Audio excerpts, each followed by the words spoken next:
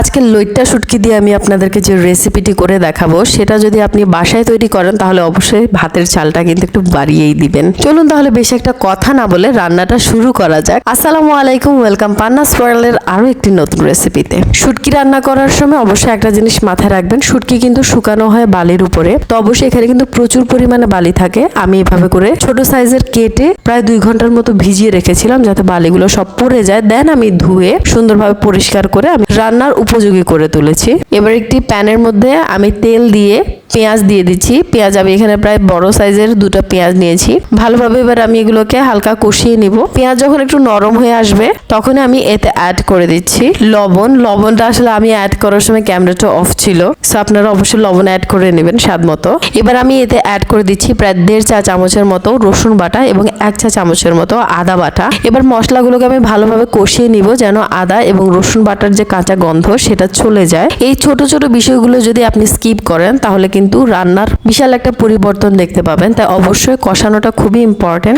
সর্বোচ্চ যদি আপনি 5 থেকে 7 মিনিট একটু হালকা মিডিয়াম ফ্লেমে নেড়ে চেড়ে নেন তাহলে কিন্তু আপনার যে মশলা সেটা কষানো হয়ে যাবে। এবার আমি এতে অ্যাড করে দিচ্ছি 1 চা চামচের মতো হলুদ গুঁড়া, 1 চা চামচের মতো লাল মরিচের গুঁড়া। আমি এতে সামান্য পানি অ্যাড করে দিচ্ছি যাতে আমার মশলাগুলো পুড়ে না যায়। যদি আপনার মশলা পুড়ে যায় তাহলেও কিন্তু তরকারির যে স্বাদ সেটাও কমে যাবে। এবার এতে অ্যাড করে দিচ্ছি 1/2 চামচের মতো জিরার গুঁড়া আর 1/2 চামচের মতো ধনিয়ার গুঁড়া, চামচের মতো গোটা জিরা দিয়ে দিচ্ছি। এবার সবগুলো মশলা একসাথে নেড়ে চেড়ে কষে মিক্স করে নিব।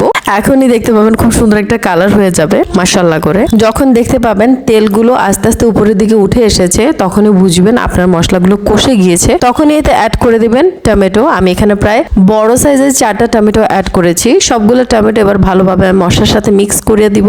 যখন এই টমেটোগুলো একসময় দেখতে পাবেন আস্তে আস্তে নরম হয়ে এসেছে তখনই বুঝবেন এর গ্রেভিটা পারফেক্টলি কুকড হয়ে এসেছে। তখন আপনি এতে অ্যাড করে দেবেন শুটকি। এবার মশলার সাথে শুটকিগুলোকে ভালোভাবে মিক্স করে একদমই কষিয়ে নেবেন। এবার আমি এতে ইন্টারেস্টিং একটা জিনিস এখানে অ্যাড করতে যাচ্ছি, সেটা হচ্ছে লেবু পাতা। লেবু পাতাকে আপনি ছোট ছোট টুকরো সাইজ করে কিন্তু যদি অ্যাড করে দেন খুব সুন্দর একটা ঘ্রাণ এখানে তৈরি হবে। অনেকটা বলতে পারেন তেজপাতার মতো। জাস্ট দিবেন, এটার যে ফ্লেভার যখন ঢুকে যাবে তখন আবার খাওয়ার সময় ফেলে দিবেন। That's it. 1 কাপের মতো পানি এখানে অ্যাড করে দেবেন, দিয়ে লবণ চেক করে দেখবেন। যদি মনে হয় যে লবণ দিতে হবে তাহলে লবণ অ্যাড করবেন। দেন সবগুলো মিক্স করে 10 মিনিটের জন্য আপনি ঢেকে রাখবেন এবং দেখতে পাবেন 10 মিনিটেই কিন্তু আপনার যে শুটকির তরকারি সেটা কিন্তু খুব সুন্দরভাবে তৈরি হয়ে এসেছে। আর এই তরকারির সাথে কিন্তু আপনি মিনিমাম 2 প্লেট ভাত খেতে পারবেন ইনশাআল্লাহ। ঠিক আছে, আজকের ভিডিওটি তাহলে এখানেই সমাপ্ত করছি। If you like my video then do subscribe. আসসালামু আলাইকুম।